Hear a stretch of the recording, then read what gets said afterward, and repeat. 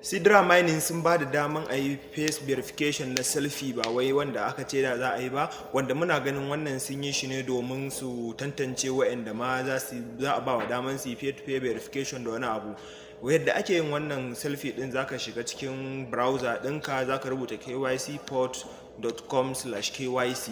idan ka rubuta ka shiga zai kai ka direct, idan dama a browser kake yin wannan akwai cookies ɗinka ya saving direct, zai kai ka inda zaka ga da KYC inda kai na document ɗinka, zaka ga inda aka rubuta go, sai ka danna wannan go din. Kana yi kawai ka saka kyamaran a fuskan wayanka, ba sai ka rike wani kati ko wani abu ba. Kana yin wannan kawai zaka da kanshi zai detecting, yana dauka shikenan ka wuce wannan shine a takaice. Sai ku ci gaba da bibiyan mu domin samun bayanai akan sauran process din. Wanda bai gane yadda zai yi wannan abun ba, kuma nayi video yana kan YouTube dina, ban daura shi a TikTok ba, sakamakon na faɗa muku TikTok suna dauke min video idan na daura mai tsayi, to yana kan